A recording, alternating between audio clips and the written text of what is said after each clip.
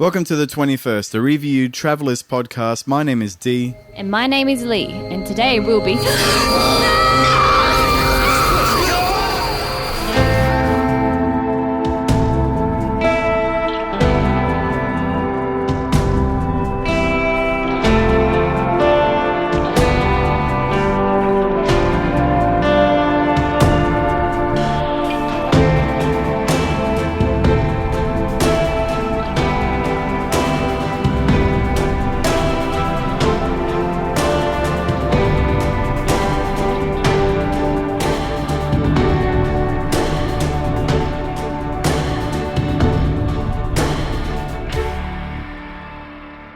Welcome to the 21st, a Review Travelers podcast. My name is Dee, otherwise known as Traveller0326. And my name is Lee, otherwise known as 7526. And this is the podcast where we rewatch, review, and reuse every single episode of the Travelers Netflix TV show. We've skipped, as we said last episode, to... Season 3. And why wouldn't you? It's been very, very addictive. Yeah, I'm sure we're not alone in binging the entire season. Mm-hmm. We actually thought maybe we would be watching the first couple and then doing this episode, but we ended up not being able to do that. Hold ourselves back. No. Yes.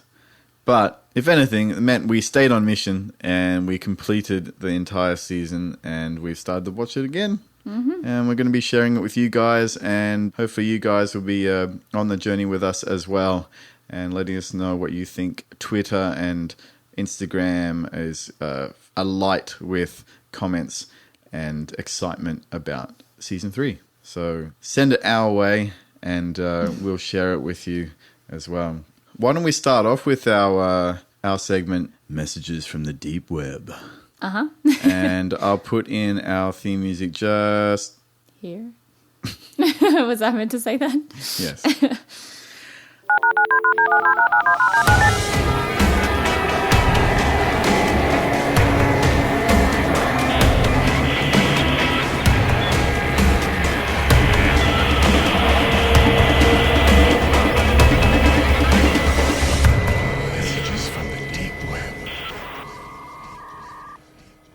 All right, that was fun, wasn't it? That was our awesome theme music. Mm-hmm. Will you give me $50 if I tell you who the message was from Facebook this week? No. I think we've got one person on there who likes to write us messages, so I might be able to guess. It's a stacked bet, is it? Uh-huh. What is your guess? I'm going to go with Kat Murray. And Kat sent us a message throughout the week, and she said, I think the first thing I've learned from this week's podcast is that I should change my profile pic right away. And the second thing I've learned is that I should never, ever, ever replace it with a picture of Riley Dolman. Yes, you should. I think that's it. You said yes. You're telling her yes. Why not? One of us. Yeah. One of us. Join the crew. Yeah. No. Most people have Riley, so... They worship at the cult of Riley Dolman. Uh-huh. No, that's obviously in response to our comments last episode. We gave Kat a shout out and we mentioned her DP, which was Elf. Mm-hmm. Which is fine, but she got self-conscious about it for some reason. I don't know. And so what I said to her was, don't go changing. It's a good time of year for a bit of Will Ferrell Elf shenanigans. And also, Lee won't begrudge anyone adding to the sea of Riley Dolman pics on the web. Seeing as Season 3 has just dropped, I won't begrudge anyone either. And all you have to do is hop onto Twitter or hop onto Instagram and you will see the sea of Riley Dolman DPs out there. And why not? It is the season for Season 3. It didn't really work out. That didn't happen. Didn't really roll off the tongue, No. did it? Kat Murray also sent another message. She must have just watched episode 1. Mm-hmm. Last episode of our podcast, I made a War Games reference, and she points this out. And she says, I think you have a kindred spirit in Brad Wright. Just saying, Brad. There might be a spot for maybe some consultancy. I'm free to... I can clear my schedule, actually, if you like. I can be there, the writer's table. If there's catering, I'm definitely there. Any kind of reference to old movies, old shows, he's your man. Yeah, we should have looked up Brad Wright's wiki. I'm not sure how old he is, but I imagine he's roughly, he's in the ballpark of me anyway. Yeah, why not make War Games references if you have AIs in your show? Why not? What else we got? We got some Instagram. Yep, Instagram. Do we have a message from Lost Glam Julies? I believe we did. What did she say? She said, I was going to try to ration out the episodes to make them last, but I don't think I have that level of self-control. One of us. Yeah. That was our thoughts too, and we also don't have that level of self-control. Yes. I replied to Lost Glam Julies, inhale the intoxicating aroma of new episodes and embrace the 21st century binge watching. We're just following Protocol 5. That's what people in the 21st do. Do they? Yes. They binge. They binge watch. This is true. People- Why else do you release all the episodes at once? Yeah. They're binging. Yeah, they're binging. And it's a great pastime. History will show. I actually kind of wish that they did one episode a week. Just to... It would suit our podcast format for It sure. would. Yeah. And our lives, maybe. We wouldn't... True. It's a busy time of year for us all, especially for us, actually. It's a really, really tricky time. But we really did have to put aside some time for travelers. Cut out all those appointments, all those last-minute things we got to do at the end of the year. Yeah, so you know what? Everyone can suck it. Yeah, They you've don't got need- no Christmas presents this year. Sorry about that, Hey, guys. guys. We'll send you an episode of the podcast. Oh, yeah. For free, Uh-huh. even. And give you a Netflix prepaid voucher. How about that? We'll even make you a traveler's name. Yeah, that's it. And that actually ties in with another message from the deep web from Brad Wright himself. Oh, yeah. At Brad Travellers on Twitter. He says, for those requesting their own traveller number, match the first 4 letters of your name with the corresponding letters on your telephone keypad. What's a telephone keypad? Telephone? Brad writes 2723. That's his traveller name. You can Does tell that here. spell Brad? What does it spell? For everyone playing at home, Lee is much like Brad Wright in the sense that, number one, she has experienced old style phones. Yeah. Number 2, she's still experiencing old style phones over here, keeping it real. Mm-hmm. She refuses to join the sea of Riley Dolman DP pics and also smartphone users. Yes. So actually, that's good. That helps us. It does help us. See, it's sitting here to help us uncover all the mystery names of the travellers. So 2723 does spell out Brad, doesn't it? It does. Yeah. Guys at home, if you hadn't already noticed, we basically did the same thing. Pretty much. I'm not sure who came up with this. I think Brad, even on his original tweet, he has a hashtag and he attributes somebody, Alex, I think, someone called Alex, with coming up with this whole thing. Well done, Alex. I don't know. Maybe we came up with this first. We may have come up with it first. So Alex, I've been doing this for years. Putting my name into code. it's out there on the deep web. You can find it if you know where to look. So yeah, Alex, you can get ready to hear from our lawyers. Yeah. I, for one, am going to hire Ray. I don't know about you. Yeah. Yeah. I'm going to pay him in scratchies because that's the Christmas presents that we're buying for everyone now because we've been watching Travellers. There's been no Yes. thought put into it. It's scratchies. For those playing at home who aren't from Australia and aren't aware of our penchant for just adding E's at the end of everything and making it okay, scratchits, lottery tickets, little gambling games. I don't know what you call them in your corresponding countries. My name is Earl. Scratchies. We call them scratches. We call them scratchies. They're trying to call them scratchits now. I heard it on the radio the other day because they like to change everything about us into more of an American style. But The original. no, mate. They're bloody scratchies. Yeah, I don't think Scratcher isn't gonna take off here. No. Not in some parts of... It doesn't roll off the Australia. tongue. It doesn't roll off the bogan No. accent. No. Scratchits. Nah, doesn't work. No. Do we have anything else? Oh, Los Gamges actually mentioned something else, but I think we'll bring it up in The episode. the episode itself. You might have to keep an eye on that because that's not on my run sheet now. No worries. No, actually, we'll remember. Okay. We'll remember because it was very funny. All right, so let's get started for real. Was that all of our messages from the deep I'm web? pretty sure, yep. Okay. It's a busy time of year, guys. But what we really want from you guys for the next episode is anything at all about episode 2. You can make fun of us. Tell us your travelers' names. Yeah, give us your travelers' names. Give us your recipes for allspice stir fry. Why not? And we will feature them on the podcast. Yes, we'll even give them a try, perhaps. Maybe. Maybe not. Maybe. We'll see. Maybe. Make sure it's a gluten-free recipe. That's all I ask. Okay, so Travelers Season 3, Episode 1, Ilsa. Ilsa. Yeah, my name is Ilsa. I'm one of the kids from The Sound of Music. In AI form, my consciousness has been sent. What is this? I don't know. Okay.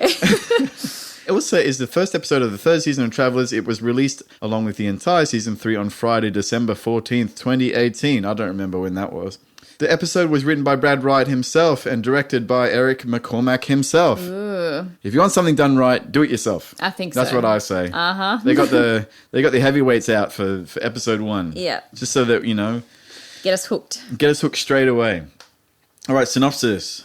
At least synopsis on Wikia. They've caught up. They're starting to catch up on the Travelers Wikia. On the 14th, they didn't. They were too busy watching, like the rest of us. Yeah. But they've done their homework now, and here is their synopsis. McLaren, his team, and their loved ones regroup at a safe house protected by the FBI, but doubts and betrayals may sabotage the rest of their mission. Yeah, so that's my movie voice. That's also the Netflix. I'm gonna read out mine, and I'm like, wait a minute. Oh no! I think Are they you just serious? stole Did I steal it or did Wikia steal it? I don't know. Oh, I'm like, wait, you've stolen my whole line. maybe Netflix has bought travelers.wikia.com. Maybe. Anyway, maybe travelers.wikia.com got lazy I and they should have decided. just butted in and started reading it, and you'd be like, what? Oh, All right. wow! We found them out. Yeah, I think so. That Oh. was, wow. Oh, well, I'm way too lazy to write my own synopsis, so I guess we're going to be doing. We're gonna have to. We're going to have to if All right. All right. All right, you can do the Netflix one still. I've stolen it this time, but Yeah. next time I'm going to be doing. You stole I'll my, write my movie. you stole my synopsis. story. Stole my story. So the episode has a cold open. Straight away, they open up with a new character. Yeah. And we get to know her as Agent Yates. But there's a lady in the hospital on the bedside. Yeah, looks like she's in a coma. Yeah, well, not the new character, but the... No, the lady she's sitting with, which happens to be her mother, I think they mentioned. Yeah, we find out later it's her mother and she's dying. Brain dead, I think they mentioned. Do they say it in the very first scene, though? I think they don't. Oh, I'm not sure. Either way, it gets you pretty hooked. We all we knew straight away, okay, cool, new character for sure. And if someone's dying in bed, well, it's prime candidacy for recorded time of death of some kind, or a messenger or something. listen Joanne to Yates, me. Agent Joanne. Yeah, Joanne, listen to me. I've got important things to say.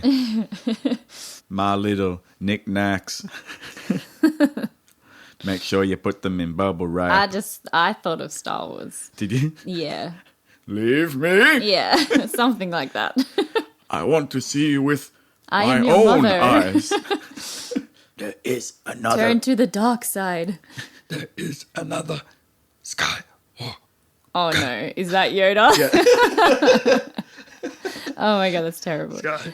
Oh my god, I can't even.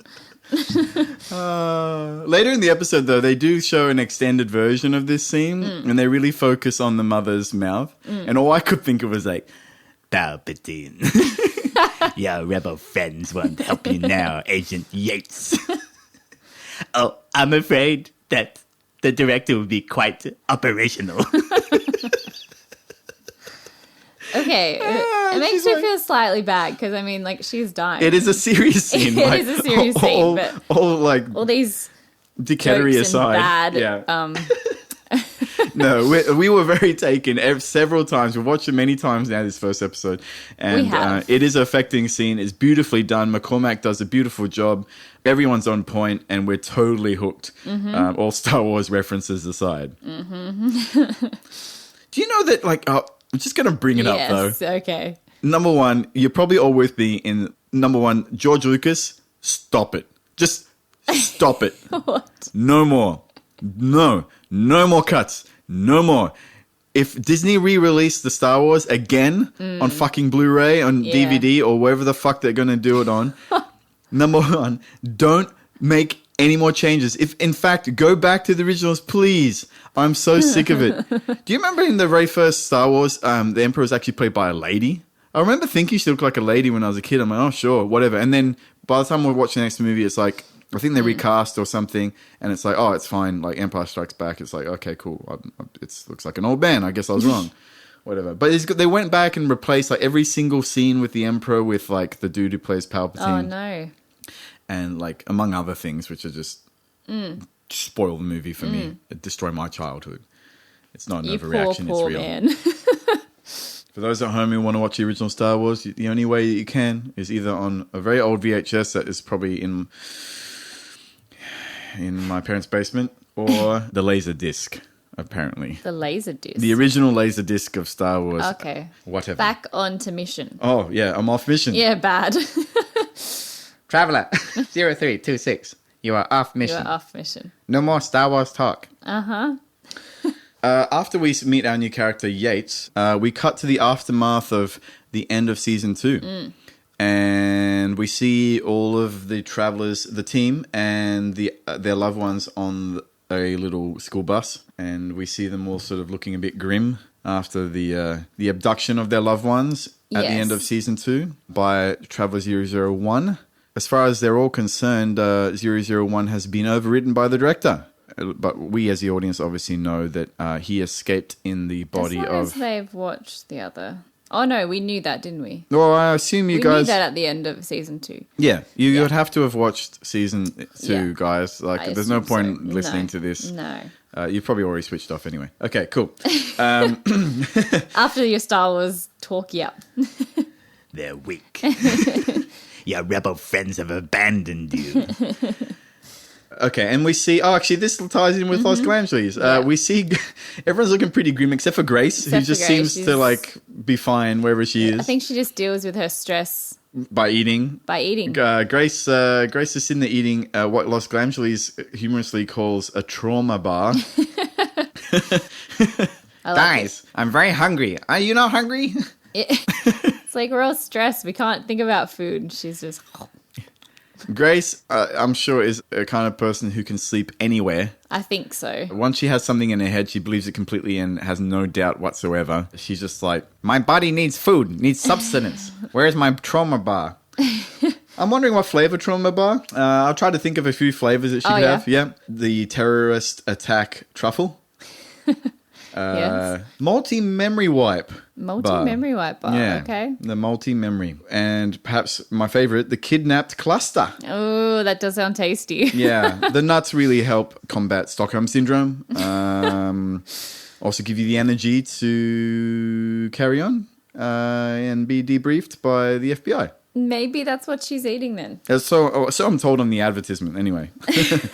So there's heaps of tension on the bus. You can sort of see, and you can see all the loved ones are basically knocked out. Yeah. And there's tension between the travelers. Carly seems to be most snippy out of everyone. And she's dealing with Jeff without the drugs because Jeff's not, young Jeff, Oh, yeah. baby Jeff. Baby Yeah. Jeff is just asleep.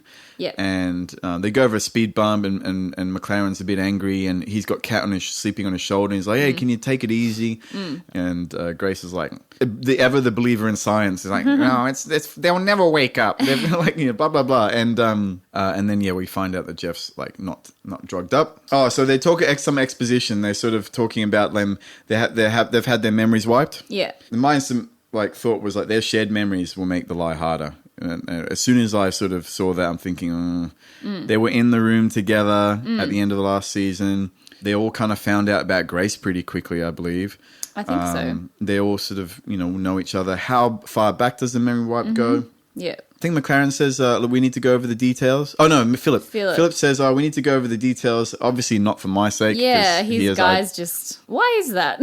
Because he has an eidetic memory. He'll remember everything. Ray, I mean. What do you mean? He doesn't need to worry about Ray. Ray just is like, yeah, cool, I got drunk and you gave me money and it was all sweet.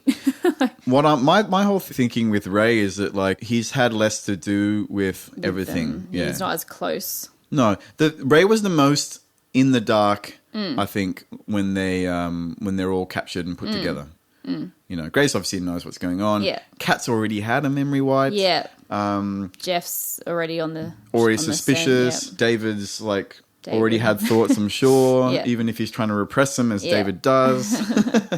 True. Then we cut to a scene, and we see Simon. Yep, Simon. Traveller 004. 004, yep. That we met before in previous seasons. And he's the one who helped Vincent, or Traveller 001, create the consciousness swapping device, the transfer device. And he's there. He's actually near the device itself. And we don't know when this is. Like, we assume that it's sort of soon after all the proceedings. Yeah. And he's asking for Vincent. A voice comes in on the comm, and we recognize the voice as the therapist. So the therapist at 001 is now in. Yep. She asks Simon to close his eyes, and it says that he'll fix Simon. Yeah. Because that's all Simon wanted in the first place. He believed that, like, maybe he could swap out of that body. Yeah. So 004 could go into another body. Yeah. And so they take him away. So they're obviously not going to do that. No. We know that there's an impending death. And he's trying to say, oh, you have a lack of faith. You need to close your eyes and all that sort of thing. And the big twins basically pick him up and take him far away. And he's still closing his eyes because poor Simon.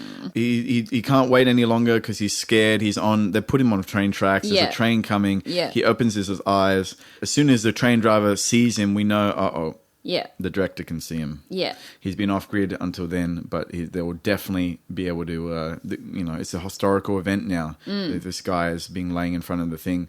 It will be in a report somewhere perhaps. So he opens his eyes and the director overwrites him. Trevor wakes up and he's still got the comm device in his neck, and he comes off the train tracks.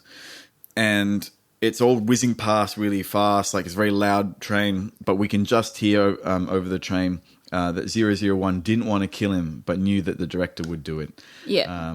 As if that's supposed to make him feel better. Simon's gone already anyway. 004 is already dead now. Yeah. He's overwritten. So I don't know. Where 001 is basically saying it so that we know, but also maybe for himself. Yeah. To try and absolve himself of this horrible thing that he's done to Simon, who only helped him. The comm gets burnt out of his neck. They self-destruct the comm, which is disgusting. Falls out of his neck. And behind the trains, we see that the 001's twins just making sure the job is done. Cut to credits. A lot of this episode we're going to do scene by scene, which we've been trying not to do. But I think we could maybe talk about Simon a bit. I think so. There's not that much of Simon. It's kind of like a B-plot of this first episode. Simon? Traveler 5069. You knew my host?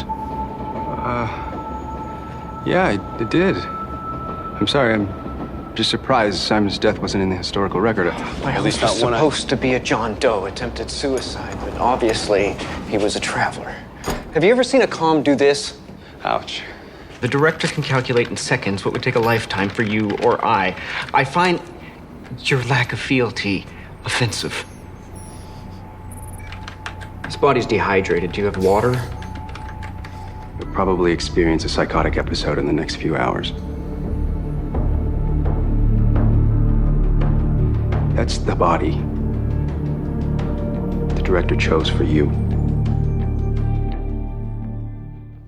Cool. So, yeah, we cut to HQ and we see Simon arrive At Phillips. And Philip doesn't expect him No. because he wasn't in the historical archives as being dead. So he's a bit confused. He introduces himself as Traveller 5069, a new traveller. So Philip assumes that 004 has been overwritten or, maybe transferred, but he doesn't really say. Philip goes to tend to his wound. Then we see 5069 just sits down like a newbie. Straight on mission. straight on mission, and as if he knows better too, because he's obviously every time we get a new traveler, Yeah. they are obviously in a future that is now privy to all the information and history of our What traveler they group. have been doing, yeah. So then he knows about 3326. He knows about Philip. Mm-hmm. You know, these guys are famous. They've studied like their missions and stuff, for better or for worse. You know, Yeah. complete newbie. Of course, he's got all of his director's lines in his head. Yeah, He's got yeah. all the doctrine he's spewing out, and just he sits down like his spectrum is fuck, just telling him basically like, oh, you suck, like you screwed Yeah, up. I need to do yeah. this and do that. Why didn't Yeah. you think of this? He has no idea what No. they've been through. And so he's there as if he knows better, but Philip's seen it all before. Mm-hmm.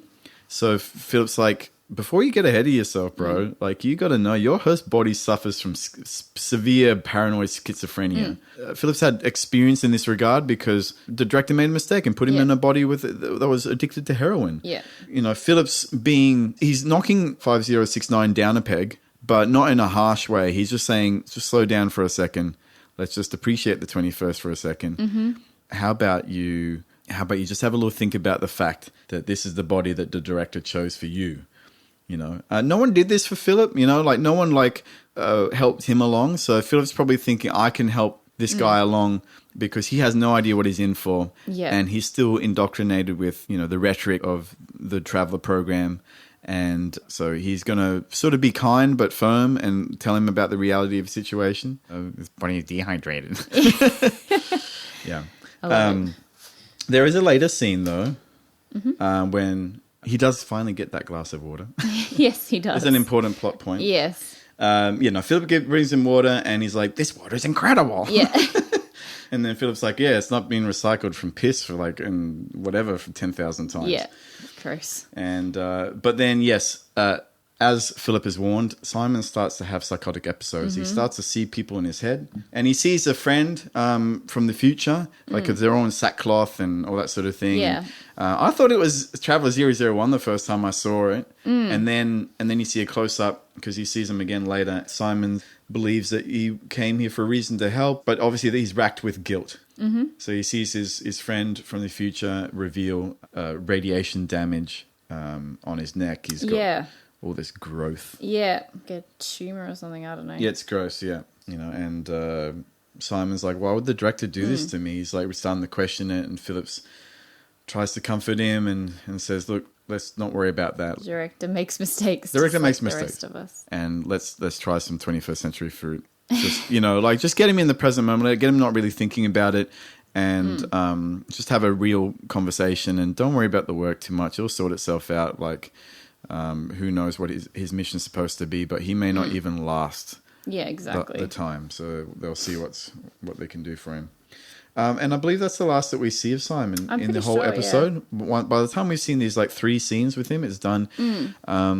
And we don't really find out much more about him at all. No. I don't think it's much of a spoiler to say that the rest of the No. season you don't actually see anything of Simon. No, I don't think So so. He's probably off doing his own mission, I suppose.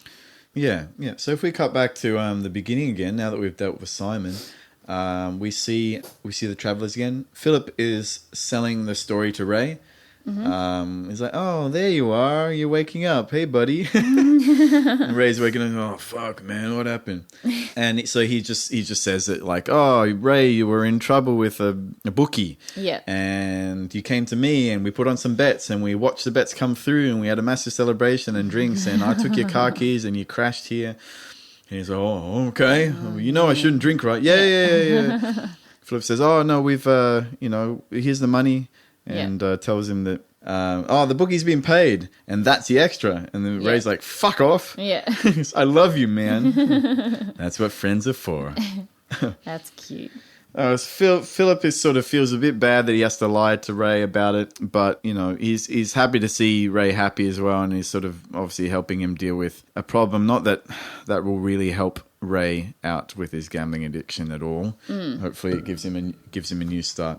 We cut back to Joanna, Agent Yates, the woman that we saw from the very beginning of the episode. And we see her looking quite pensive. And we see that she has a lanyard. And we only assume that she is a FBI agent. FBI, yeah. And we see her enter like a war room. like a Doctor Strangelove war room. There is no fighting in the war room. She comes in and she's being interviewed by the FBI director that we find his name's Director Stevens. And he has a whole massive team and they look like they're right in the middle of something and everyone is all eyes on Yates. And they start to interview her. She just mentions that she has a message from the director. You mean Director FBI Steve? director. I'm the director. And he goes, I think we all know to which director that I'm referring. Yeah. And they're like, how can you know about this operation? You don't have clearance for this? Yeah. Why would you have details? And also, why would you request that we terminate this operation that's been months in the planning? Yeah. And it's worldwide operation that Yeah. they say. It's like, this is a pretty big deal. Yeah. And it's very high clearance. And they want to listen to her, but they're also skeptical. They want to hear a story because like they need to... Maybe she's a traveler. Maybe she's a traveler. Maybe she's a rogue agent. Maybe she's this, that. They just have to find out. And they're willing to hear her out to try and find out some more information.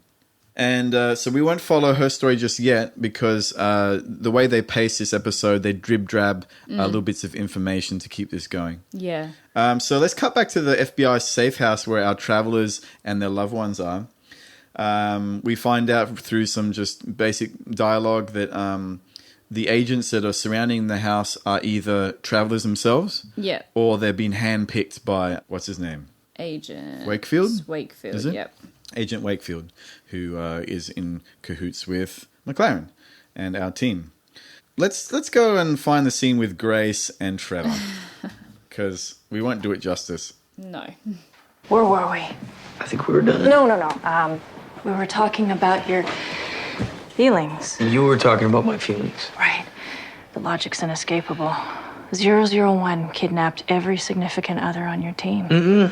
Philip and Ray.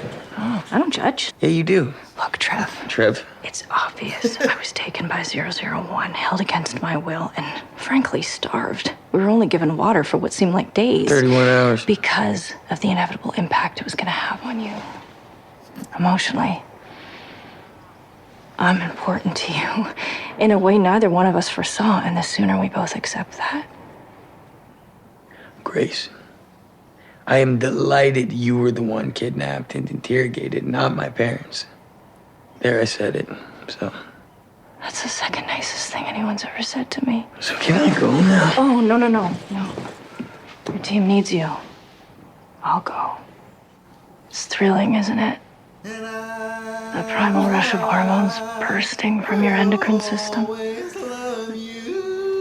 Remember, we're much, much older than these bodies. And I can't wait to try them out. Oh my gosh. That was painful. That was awkward. Jared Abrahamson's reaction shots in this scene are fantastic. Yeah. They're so funny. From everything from Grace calling him Trev and him going, Trev? Yeah. like just really small things. She's awesome. He tries to play it pretty deadpan as well. He's like, Grace, I can tell you with no hesitation that I'm glad that you were the one that was kidnapped and not my parents. Oh my God. She doesn't get it. That's the second nicest thing that someone's ever said to me. That's really random. I'm sure that Jennifer Spence had a really good time filming this scene. She's hilarious and awkward as fuck. But at the same time, no shame. No. Somehow. It's just something that she's not like used to doing these this kind of display of emotion, but she's willing to do it 100%. Yeah. So Grace is she's discussing with Trevor the implications that she was the one who was picked by 001 in his wisdom to represent Trevor as a loved one. Yeah. When they kidnapped all of the rest of them, she wants to talk about his feelings. Yeah. And so Trevor quotes Philip and Ray as like an exception to the rule. Well, hey man, come on, Philip and Ray. This is what we're all thinking as the audience. And she's like, I don't judge. She's like, well, you do. Anyway, that doesn't matter. That's their business. This is our business. Sticks a nose Telling in his Trevor ear. how he feels. Yeah, it's pretty funny. Yeah.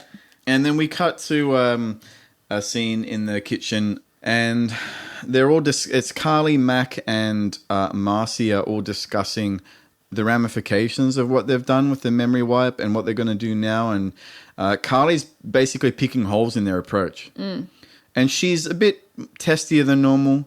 The first time I watched it, it was just very, very clear that she was angry about something else, not just what was going on. When you watch it again and again, it's not quite as... Like, I guess maybe we're expecting it, you know, because we've seen the scene before, so we don't notice it as much. And I noticed that she was doing a job. She was picking holes in their plan, which is a terrible plan. Yeah. She's saying, you know, the memory wipe's not going to work completely. It's not even going to go far back enough. Yeah. And, like, she's calling Marcy a hypocrite. Marcy actually doesn't even fight, really. She's way too worried about David to even fight. It's very unlike Marcy to not sort of, like, you know, have something to say back. Yeah. But Carly's basically like, you know, we've had all these problems. We've got all this thing, this mission. We're not even safe yet, all this sort of stuff. And you're worried about your boyfriend? So they're arguing. But really what's underneath it all, Carly's angry at Mac because he used protocol to hide behind his personal feelings for Kat. It was just convenient that he basically tell Carly, oh, we can't be lovers anymore because of Protocol 5, because I got to, like, be with this girl now. Yeah. Oh, I'm sorry, it's really difficult for me too. So you're going to be with Jeff, who's a fuck, Yeah. and who's going to beat you up and stuff. Just Protocol 5, though. I'm going to be with this lady with the asymmetrical hair, and it's going to be totally fine. Wait, who's that? Is that Carly?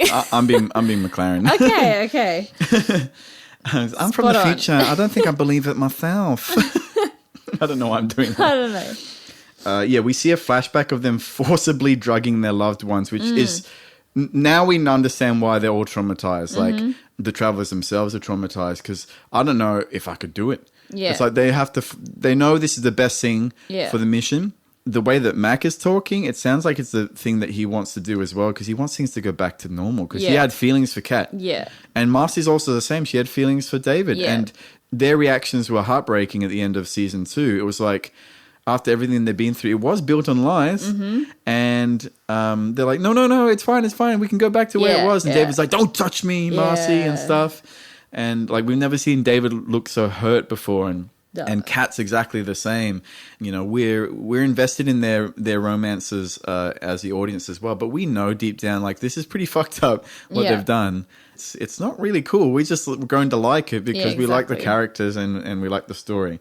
But it's really not cool. It's a stranger has taken over your loved one and has continued to do it. And you're on the impression that it's still them. It's not a new person. And so, you know, Mac's like, oh, I'm just thinking about the mission. Carly's like, no, now you care about the mission. Oh, yeah, that's rich. Yeah. Because she got the shit end of the deal, really. You can't say, like, oh, Protocol 5 for you is shit, but Protocol 5 for me is fine. Yeah. And it wasn't even about Protocol 5. You know, there is a part of the new Grant McLaren that is basically doing it for personal reasons. He's in love with Kat. So he's like, oh, it suits him, Protocol 5, whatever. Exactly. Now shut up and let me be with Kat. Yeah. You know, like, basically, you know. It's really getting quite heated. Carly questions the director. You know, Mac wants to stick with protocols, and it's all a bit rich, you know, like, and we can see the hypocrisy there. And Trevor comes in, and he's just had this traumatizing little scene with Grace, and he comes in, and he's like, he interrupts him, and he's hungry, and he wants to make some food. And he's like, I make a mean stir fry. McLaren's like, does it have to be mean? We sort of touch base with the others then, with their loved ones. So Kat isn't buying the story that Agent Wakefield is trying to debrief her with. He's constantly asking her questions and tries to use the info that she basically volunteers to weave a story and to convince her. They've been trained. They're trying to play mind games and make her be convinced of their story that they're trying to sell her. Yeah. And then we cut to Grace. She wants to leave. I'm like, Trevor doesn't want to sleep with me, so I want to go. I'm hungry. And so, why do I have to stay? It's boring as fuck. Yeah. So she goes out and she's like, you know, banging on the thing. So, can I take the bus? And they're like, no, the bus is for 21sters only, which I've never heard before. It's just hilarious. It's weird. 21sters. Let's put that on a t-shirt. Yeah, 21sters. The 21sters. It's like a hockey team, the 21sters. The Vancouver 21sters. They're my favorite. Grace Day, she's my favorite player. Yeah. And she's bothering the agent. The agent's like, oh, well, the bus isn't for you. And she's like, can I take that car? And he's like, oh, no, I don't know. Parsons, can you bring the car around? And she's like, he's bothering him. He's like, Parsons, quick, what's your status? These crazy ladies just won't leave me the fuck alone. Well, that's great. We cut to Jeff and David being seen by the FBI doctor. Mm-hmm. And Jeff is like all brooding and shit, and he's looking out the window. Yeah. And Grace is being conspicuous as fuck, in a way that only Grace can be. Yeah. And Jeff is looking pretty hard and going, why is she being allowed to go? Yeah, exactly. How come she's not being debriefed? How come she's not being held against her will, basically, by the FBI? Why is they letting her, why is the agent not even, telling her to go away? She's, bossing him around and stuff. In Jeff's mind, it's got to be suspicious. Mm-hmm. And I think, I should have checked, but I'm pretty sure Jeff is the one who sort of points out that Grace is the traveler at the end of In the Room. Possibly. Or at least he's instrumental in basically convincing the others that she is a traveler. I think and so. She's terrible, she can't lie. No. And it's especially to a trained cop. Exactly. David seems to be fine. David's just being David. Yeah. He's talking too much. He's being awkward and stuff. And Jeff is being Jeff. Jeff's being a real prick. Mm-hmm. And David's like, you should see what the other guy looks like. Wait, you're not the other guy, are you? To Jeff. Because he's all got the black eye and he's all bloodied and stuff. Yeah. And Jeff's starting to get the shits with the doctor. He's like, he wants to go. And David tries to intervene and Jeff just burns him. Jeff doesn't give a fuck. No. He's like, I don't care if you're trying to help me. Yeah. And then he's like, why don't you ask David about sleeping with the girl who's in the care of the state? Yeah, yeah. He's just like, he doesn't care. And nah. The whole episode, Jeff's being very sort of classic old Jeff. Very Jeff. Yeah. The whole episode, I remember things. Yeah. Mm-hmm. Yeah. I'm going to kill you. Mm-hmm. Yeah. Fried green tomatoes. Mm-hmm. He's like all Sling Blade with his underbite and shit. So Grace can't wait, as usual. Traveler 0027. She impatiently walks to the perimeter and she gets apprehended by FBI agents, troopers. Hello. Yeah. Hello. Hello. That's what I remember from that scene. And then you see that the deputy, we're back in the war room, reports to Director Stevens that 0027 has been apprehended. Mm-hmm. And so we get a lot more now from the FBI Director Stevens and Yates. They're continuing their conversation. They're like, how can you have had a message from the director? The process kills adults. That's why they have to be in kids. We know that. The FBI knows much more than we are led to believe about the Traveler program. Yeah. We don't think they're faction. They just seem to be FBI. Mm-hmm. We see a flashback to Yates meeting Dr. Teslia and Ilsa. And Ilsa is the supercomputer emerging AI consciousness it's in this beautifully designed set. It's sort of it's very like 2001 Space Odyssey. Kind of the big camera at the front reminds me of Hal from 2001 Space Odyssey. What are you doing, Dave? I can't let you do that, Dave.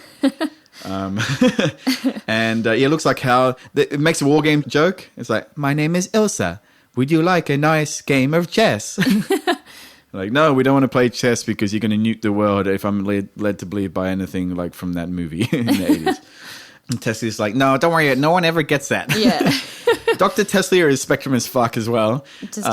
Because he asks Joanna's name 4 or 5 times or something. He can't remember. He's it's not important. Yeah. What's important is the director's asked for you. And she's like, what do you mean the director? Yeah. And she goes in and we see that Ilsa is in a very a special cage.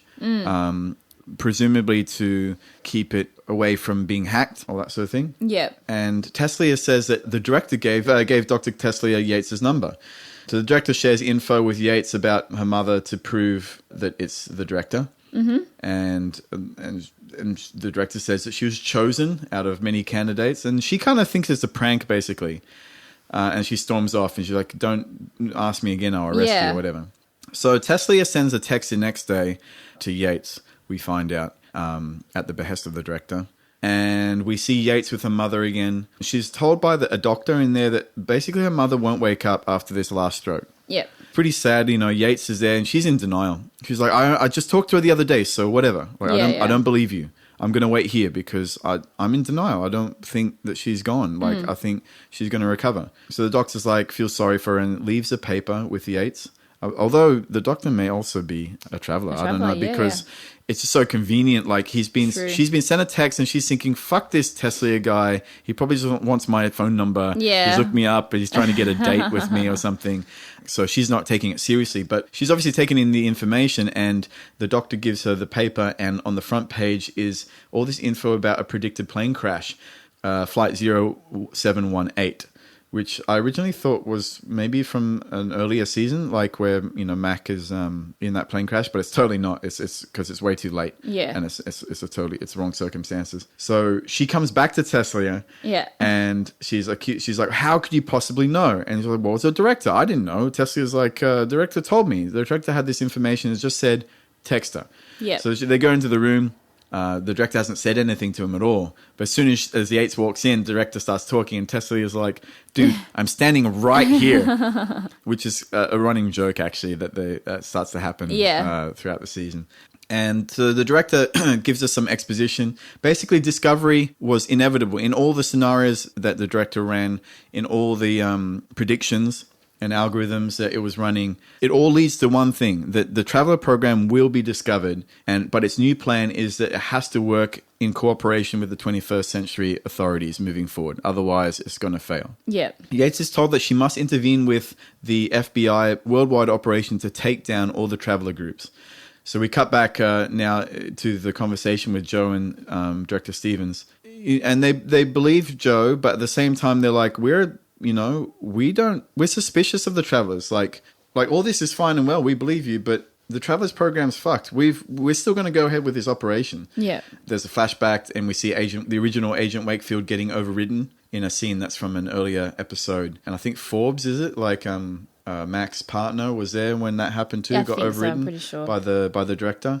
And so the FBI are like, they're suspicious of the director and the Traveller program because of their methods. They say that it's insidious, and they say it's murder, because they're overwriting everything. So they're paranoid, and they think Yates could be a Traveller. Yeah. So like, of course you might be a Traveller. Seasoned with exotic spices from all around the world. Ellis had a whole rack of them. Thanks, Trev.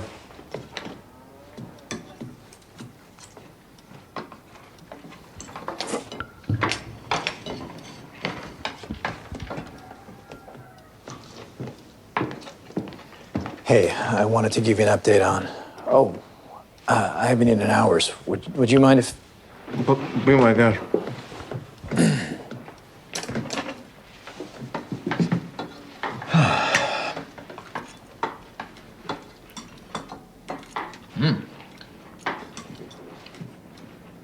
This is amazing. What spice is that? All of them? You mentioned an update. Right. Jeff's a different story. Your medic is worried that he's resistant to memory inhibitor. He's an alcoholic. I gave him a stronger dose to compensate, but his tolerance may be high. So we see Trevor cooks a mean stir fry with his unique combination of spices. Nasty stir fry. Should have called it. Nasty. All the spice. All the spice. Which spice is this? All of them. He's like the Oprah Winfrey of fucking cooking. He's like, you get a spice and you get a spice. And we all get a spice. He enjoys it.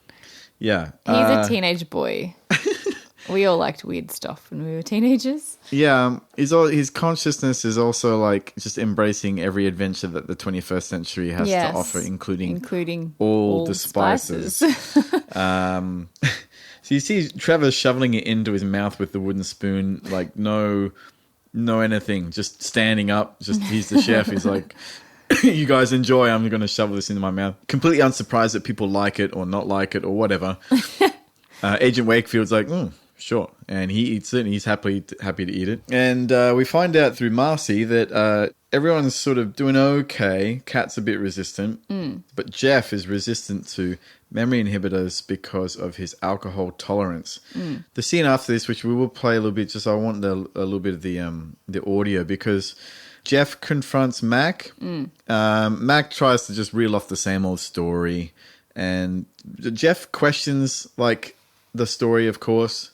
Carly Shannon working with the FBI makes no sense. Yeah. She ain't got it in her. It doesn't Not make my no Carly. My Carly is gone. This Carly's a different person. I don't think I like this Carly. What you do, my Carly? My Carly's perfect. I could beat her around. I could make her do whatever she wants. Exactly. This Carly, she thinks for herself. This Carly knows fucking Beats karate. my ass. Yeah. This fucking Carly got mind of her own. That's not what you want in a girl. I remember things. Yeah. As he says fucking over and over again in the episode. I remember things. Yeah. It's coming back to me now. I remember things. There was a KFC. He's a good actor. He is. He's very hateable. Yeah. There's a weird, like, to my ears anyway, I don't know if anyone else noticed this, there's a weird octave effect on J. Alex Brinson's voice in this scene. He's whispering a lot, whispering kind of menacing things. I remember, you know, like... It's weird because the tone that you hear underneath is a bit disconnected. Because if you compare it to Eric McCormack's performance, you know, you can hear the pitch and the tone of his voice connected in a normal way, like when you talk. But it sounds like to me like there is some kind of post-production effect on his voice. It sounds like an octave. Maybe I can put a weird octave on my voice right now in post on our podcast just to show you what I mean. And it might not sound really right, but it might just give you an idea of what I'm hearing anyway. I've been investigating Vincent Ingram for some time, and unfortunately... Yeah. They told me all about it. It all went down because I'm close to Carly, and Carly's close to you. Because she don't got it in her. Not my Carly. But then again, my Carly is gone. Because this girl's not Carly. This girl's a completely different person. And I don't know what you did, but I don't like her much no more. Judging by the condition of your face, she doesn't like you much either. That is funny. Well, at least we can laugh about it. I wanted you to know that I remember things that I didn't tell your boy upstairs about. And it's not all there yet, not all at once.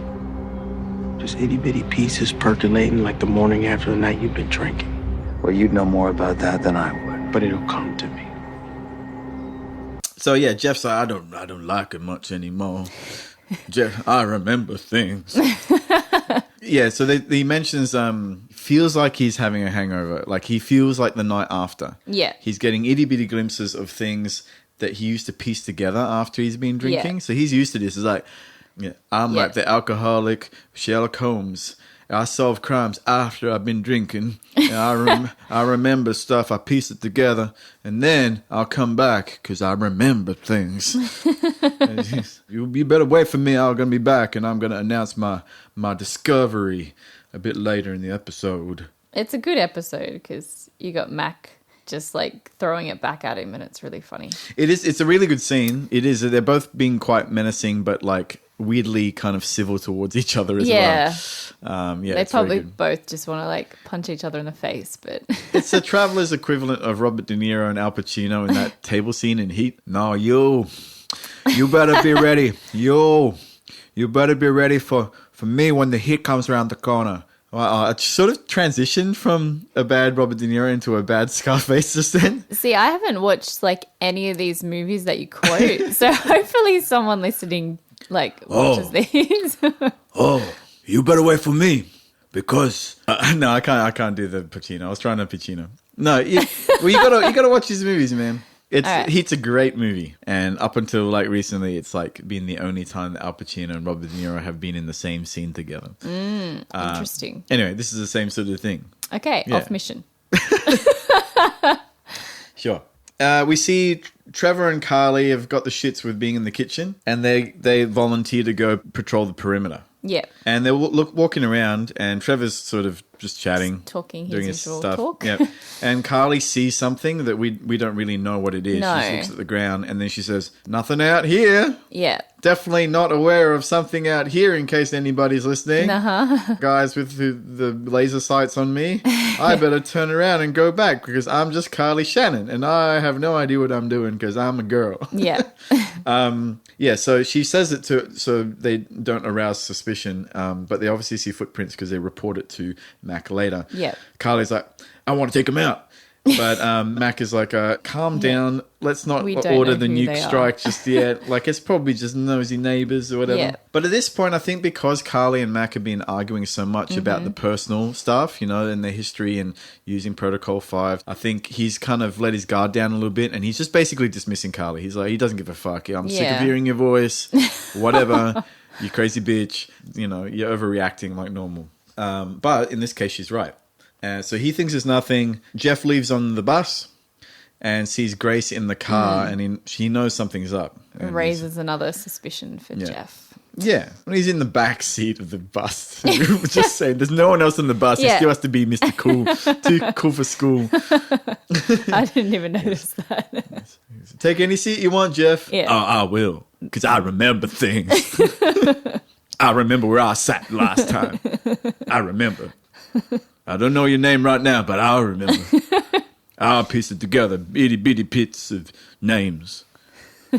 Your name's not Jeff, is it? Wait, I'm Jeff. that event gets reported to Stevens. Yeah. The deputy gets a call.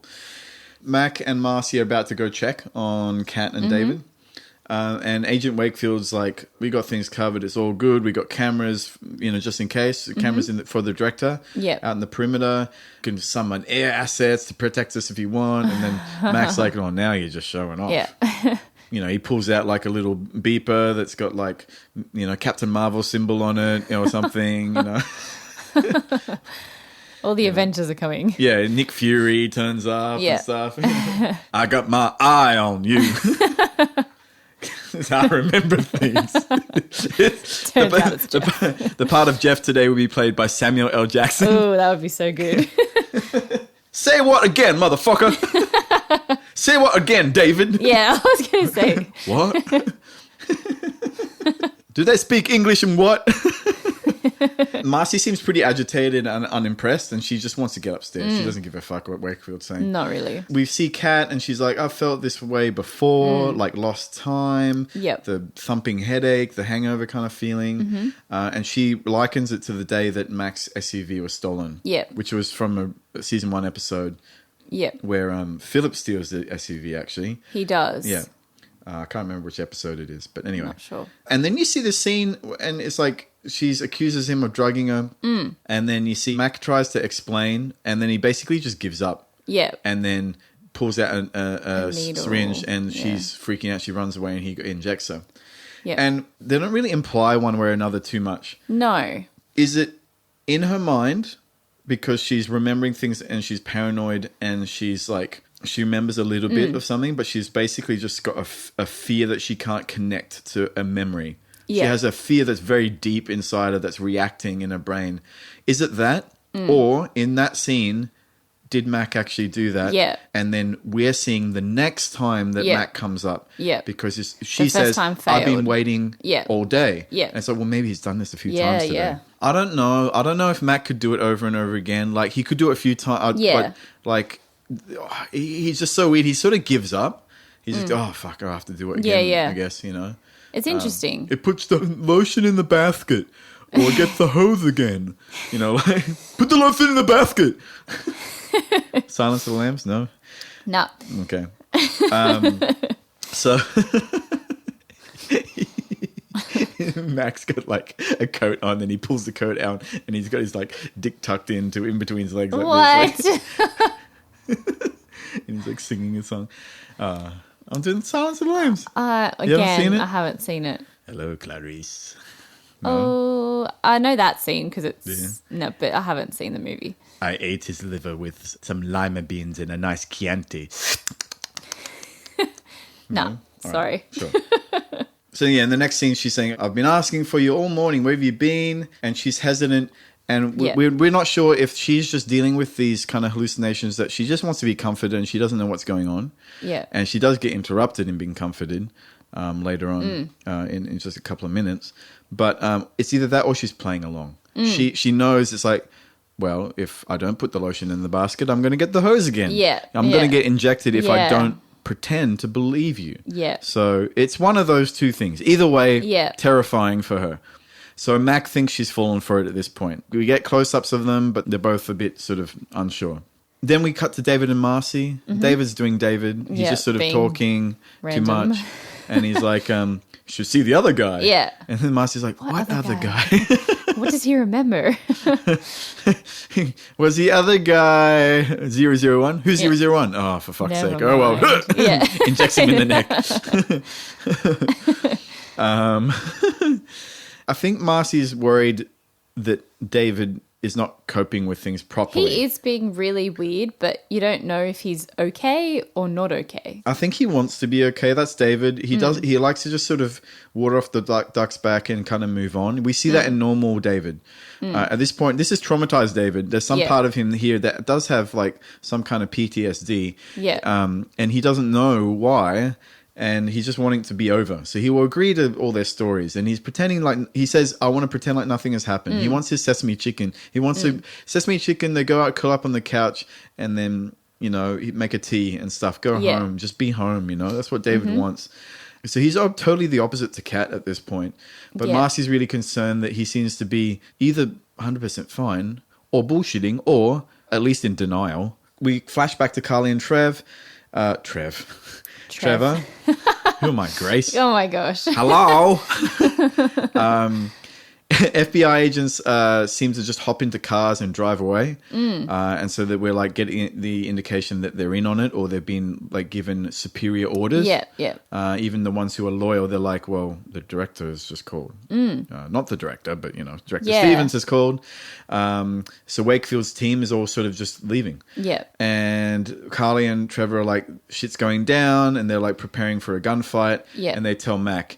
And Mac starts his kind of, it's a running joke that will happen for a few times where he's answering Carly, but he's hugging Kat and comforting her, and he's trying to answer in a way that will answer both people. So he's like, I know you need me right now and stuff. And Carly's like, oh, for fuck's Carly's sake. like, she catches on straight away. He goes, oh, just leave her. We can inject her later. Wakefield's asking for backup, and he's obviously getting like, told like, no, you don't get shit. And he realizes he's been abandoned. Cut to Marcy. Marcy is like obviously hearing everything on comms as well, and she's like, David, get away from the window. He goes to the window. he goes, so David goes straight to the window. He goes straight to the window like, Marcy, you better get behind me. Like and then she's just gone. We cut to the war room again with Yates and the director Stevens and whatnot. And we hear that the operation's starting a little bit early. There's in another country somewhere, one traveler team has already been taken out. Crunch time now, and Yates enters her final 90-second argument. That Director Stevens like, no, you have 90 seconds or we're just doing the thing. And probably arrest her, I guess. I don't know. She explains that her mother was brain dead and a messenger spoke to her. Message was... the bargain he made that autumn morning. Tell him the bargain he made that autumn morning was not with his God, but with me. That's creepy.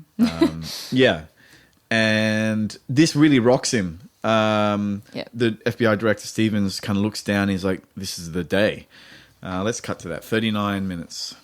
Last night she spoke to me. Listen to me carefully. Tell him the bargain he made that autumn morning was not with his God, but with me. Sir? This is the day.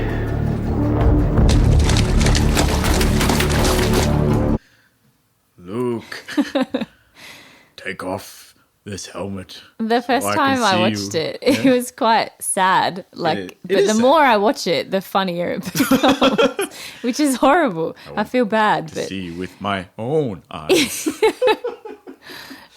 Surabi, I can't. What he said? Like, I killed Mufasa. It's a devastating scene. It is. Anytime, like, because we know that a human mind can't survive. So we know that the last words that Agent Yates is ever going to hear are not going to be her mother's words, which is devastatingly sad. It's going to be the director. And she doesn't even know the director. It's like, No. this sucks, man. It's like this poor woman is terrified, for starters, because what the hell? Like, you know, what are all these words coming out of my mother's mouth, and then she dies. It's crazy. But anyway, yes. For some reason, we're finding it funny. Yeah. Leave me.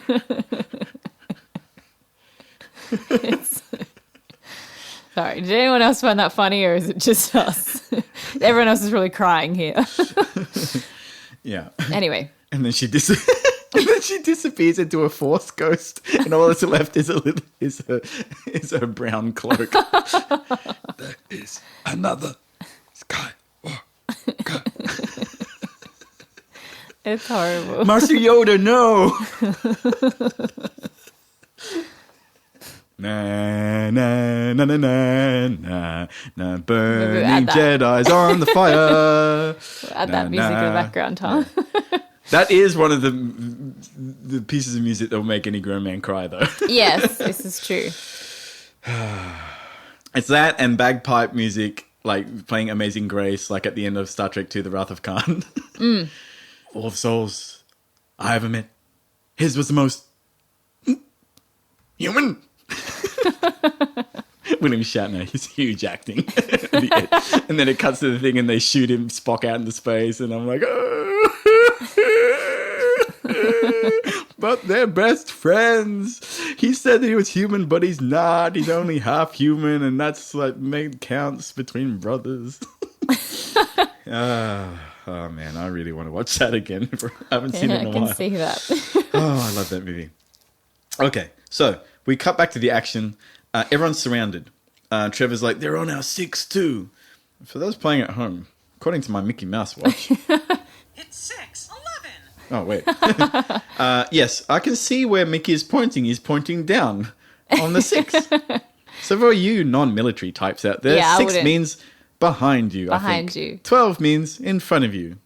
Quarter past doesn't mean anything because it's not a direction. But they could say 3 o'clock and it means to your right by 90 degrees. I imagine it's something like that. All right. Well done. Big hand, small hand, doesn't matter. Whatever. It's only one hand, the hand where you need to shoot. Yeah. And Trevor's like, they're on our 6. And it means that they're surrounded. They're fucked. Yeah. And they're trying to take cover. Trevor is just squatting in the garden. He's the first to die. Yeah. Trevor's dead.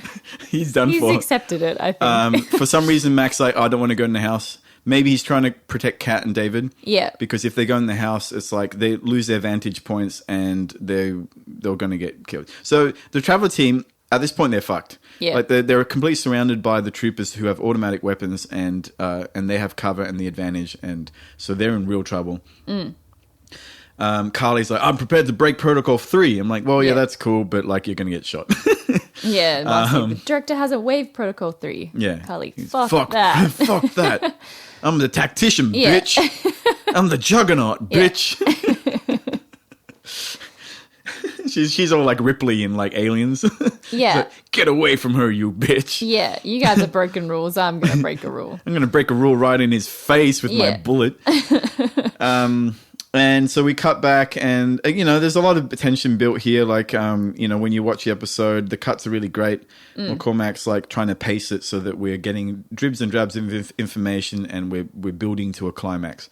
And we cut to Director Stevens and they're like, sir, what are you going to do? And he's just looking like, you know, he doesn't know what to do. And he calls off the assault. The operation is cancelled. And you see all the troopers who are in the sights of the sniper rifle, of Carly's sniper rifle and stuff, all just, they're like, cool, we're off. Guys, IHOP. Want to go to IHOP? Yeah. IHOP? Orange whip. You want an orange whip? Random. You two orange whips. Blues Brothers reference. Yeah, I'm wondering, like, he's going to have to answer a fuckload for this. Like, that operation would have cost $1 million or whatever it costs. Like, it's a lot of things. Head. He by is, FBI, but he has to answer to yeah, the president. He has to answer to, like, whoever, the Minister of Defense or whatever it is that they have that above the FBI there. It's a worldwide operation, months in the planning, probably in conjunction with many governments. So he has to tell the Russians or he has to tell, I don't know, like whatever it is, it's a big deal for him to call it off. So Yates says he rocked him to the bone with the message from the director. So the Yep. director's like, checkmate, motherfucker. Yeah. So the troopers leave. They cut Grace free. Yep. And she's just stranded. Guys. hello? Yeah. You serious? Unfucking believable. I have a note here that's completely out of context. It just says, Marcy's hair color is weird. It is weird. Did anyone else notice Marcy's hair Yeah. color being different in the first few episodes? It is really weird. Maybe slightly different haircut. It's quite straight, but it's also And the color is just slightly darker blonde. It's more browny, isn't Yeah. it? Yeah. So they went for a different look with Marcy. And then they're like, oh, that was shit. We'll change it back in like episode 3 or 4 or whatever. maybe. I don't know. It's that or like It's maybe a bit they just weird. want her to be more Marcy looking later. So like we pay more attention or like it evokes feelings of old Marcy, like I don't know. in the audience. I don't know. Maybe it's just they just changed their mind. Maybe. I don't know. She just was having a turned bad up- hair day. She turned up to film shoot one day. I'm like, oh, by the way, guys, this happened. Yeah. Like, oh, holy shit. Oh, well, too late. We're going to have to run with it. Yeah. We'll fix it in post. Yeah. Like Jeff's vocals. Yeah. Can we add something? No? Okay. We've run out of budget. We didn't play that scene. We spent it all on like preparing Trevor's stir fry. Yeah. Gross. Because we had to try again and again. You know how many spices we used? Oh. That was easily $17 worth of spices. All at once. Yep. Yeah. So we get the aftermath. So that again, it's peaked. The episode is peaked at the golden mean, or whatever of the what? Yeah. The golden mean is roughly more than 2/3 of the way through a piece of art. So like a sonata peaks usually around that moment. The golden mean. Television show often does the same thing. Songs often do the same thing. The peak is just at the end of the bridge, just before the double chorus at the end. Maybe even before the key change, if it's an Okay. 80s song. The golden mean. Okay. Look it up, guys. It's a thing. And it's the reason why like certain things work and certain things don't. You know, and the 3-act system for TV works. They used to do a 5-act system for TV for some shows, and it's like we'll watch it now, and we probably think, oh, it's a bit slow, or it ends a bit shit. It's like because we're used to like the perfect way for things to end now. Perfect pop song that is 3 minutes 30, and it peaks just on the 3-minute mark, and so on and so forth. Okay, Thank look it you up. for that. If you'd like to know more, Yeah. you can subscribe to the Golden Mean podcast, where I just pick out random things that have the Golden Mean in it and point them in your direction. Check this out. So we see Director Stevens and Yates talking, and he explains, he takes his glasses off, sits there, and he's like, does he take them? Oh, I can't remember. And he's like, Adds to it though. that autumn morning. He says that his daughter had a rare form of cancer on that autumn morning, and he's there and he's thinking she's going to die, and she becomes a messenger, and she speaks to him and says like, I will save her life. There will come a day of reckoning. I am Vija. Kirk unit. Kirk unit. I will make a deal with you. V'ger will return. You must send Spock.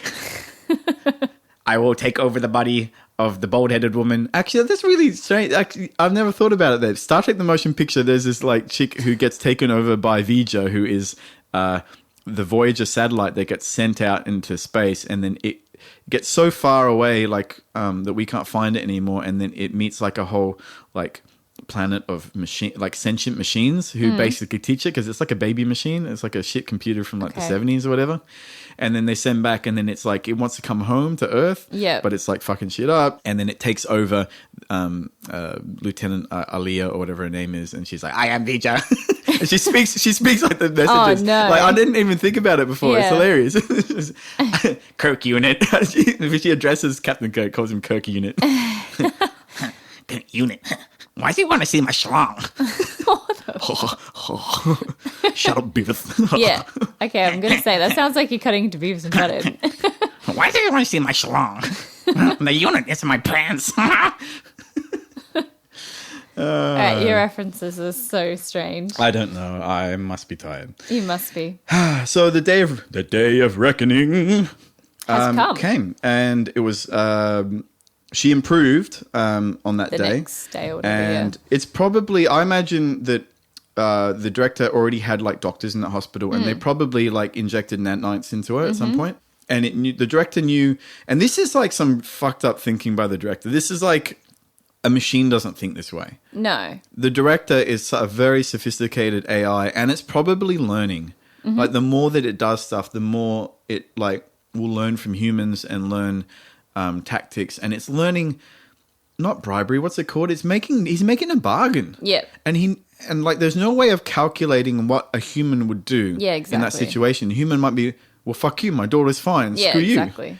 Or he could be like, in Director Stevens' head, all these years or months or weeks or whatever it is, he might have been thinking, you know, like it was him praying all along, and it's like it rocked him to the bone. I think so. In respect for that, perhaps that's why he calls it off. And maybe he thinks, oh, the director's actually more than I think. Yeah. And the travelers are perhaps more than I think. I'm going to give them this go. Yeah. But if they slip up, I'm going to fucking Yeah. take him down, because he was prepared to do it before. Exactly. He didn't trust him before. And then we cut back to our team, and David and Kat have come out of the house, and Mac gives a real half-ass explanation. He's Yeah. like, oh, it was just a jumpy junior agent outside. Yeah. It's fine. One of them ate too much of Trevor's stir fry, and he had diarrhea in the bush, Yeah. and we thought, and then he shot the gun in the air by Yeah. mistake, but it was his bum hole. Bumholio. I need TV for my bumhole. Need stir fry for my bumhole. Bumholio. No. No. Stir fry. All the spices. Yeah, anyway, Kat is like, I call bullshit. Yeah. Fuck you, I call Yeah. bullshit. David's like, I'm cool with whatever. Yeah. He's just like, what? Wait, we can do that? It's like, I just go with whatever Marcy says. No, we didn't though, because Marcy's like, I told you to stay inside. Yeah. And he's like, yeah, well, we did until We didn't. we didn't. So there. Yeah. You're not the boss of me, Marcy. Yeah. And Marcy's like, get in the car. Okay, Yeah. sure, Marcy. He's like a kid, yet he wants to be the man, so. Yeah, that's it. Yeah. No man more or less manly, Yeah. I guess. Yeah. I need to get some kahunas, if that's the word. I don't know. It's like, what do you guys do? Like, is it taekwondo or Pilates? Or Yeah. Yeah. Yes, David.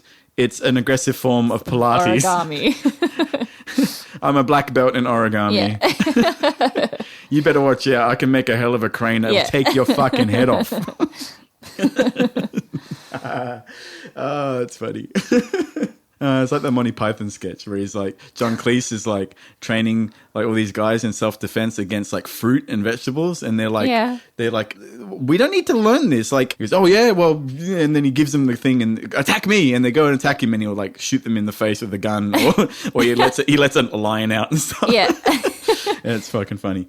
The last thing we see is Yates and Stevens talking together. And just quietly, and I didn't look her up because I'm an idiot. Yes. But the chick who plays Agent Yates is great in Yes, this she is episode, and very understated.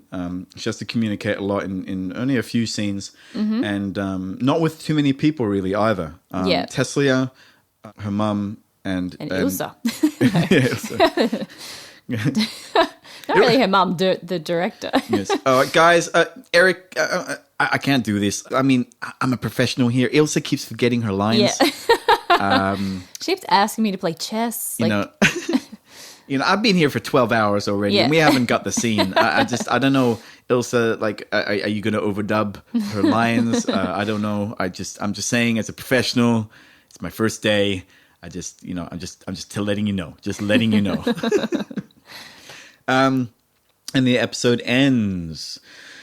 That was a hard one to do a podcast for some reason. There was a lot happening in that episode. Yeah, I hope you guys hung on. It was a very good episode. But it's funny, like when you watch it, it was a really great episode. When you sort of come back to it later, it's not quite the same, and it feels a bit different to try and talk about. There's a lot happens, and yet not a lot happens for some reason. Yeah. You know, like there's not a lot with Philip. There's not a lot with. There's some character stuff, but there's also a lot of plot and exposition stuff. Yeah, exactly. But they somehow managed to balance it out, and it's okay. It's good, you know, and it got us hooked enough to be interested in this season. Yeah. I, for one, was interested because as soon as I saw Ilsa, I'm like, and the director there, I'm like, this could be interesting. Where could we go from here? You know, in my head, I was thinking that the director would actually come to the 21st. Yeah. And like in this episode, we don't know one way or another. And, you know, so I'm watching it going, this is exciting. We have an AI that's a bit like the director. This is like the baby director. What happens with Ilsa could affect the director. Who knows? Yeah, exactly. I don't know.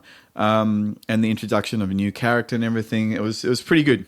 So here goes the Mom Award theme. Yeah. Most on mission.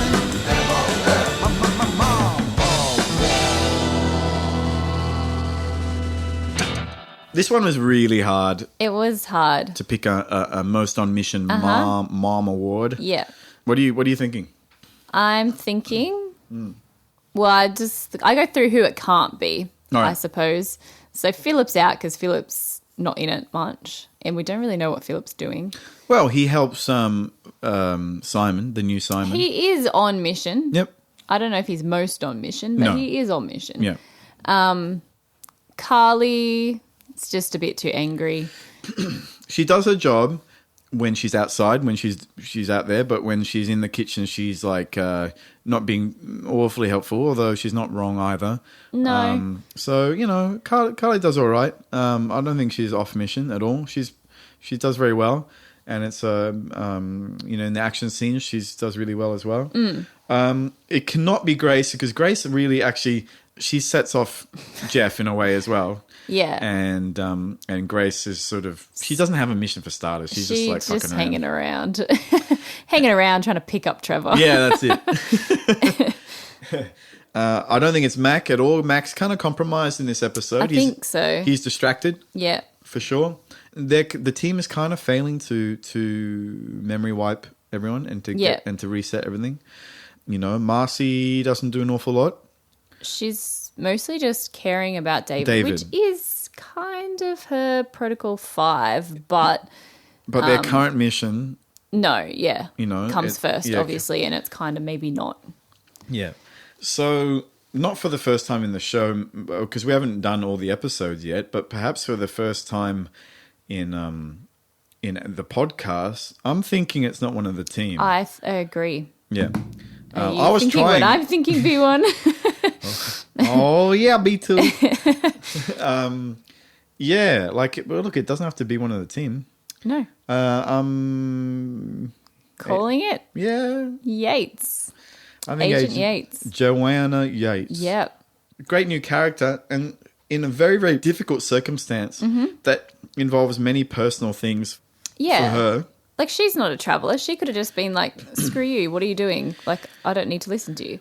It's also risking her job. Yeah. I mean, she threatens to have Teslia arrested at one point because she just thinks, I am emotionally vulnerable right now and you're fucking with me, clearly. I'm an FBI agent. Yeah. Don't you fuck with me. And especially don't fuck with my mum, you know, and with my emotions and stuff. She has to just take in a lot of information and just do the right thing. And she does. And she confronts the FBI director. She is holding it together. She's very calm. Yep. And she knows that she has to talk to the FBI director, Stevens, in a certain way. She can't be out of control, emotional. She has to report like a proper agent. She has to be succinct. She has to be, you know, she has to exercise brevity. She only has the war room scene is probably actually very short.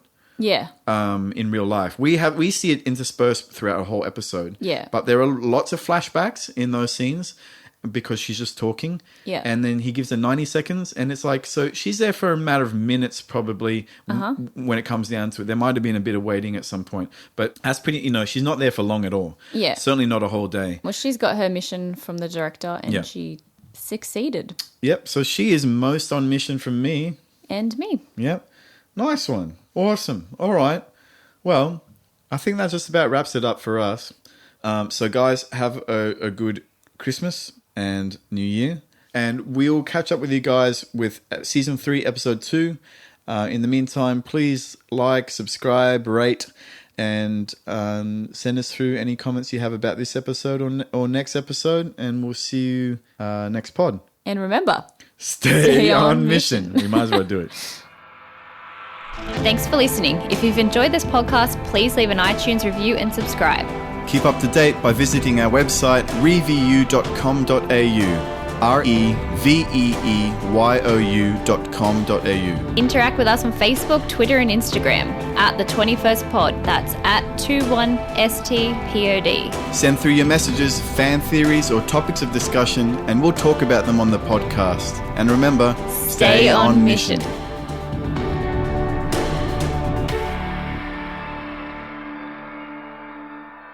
And stay on mission. And, I'm supposed to say it at the end, aren't I? Yeah, you're a bit early. I remember things.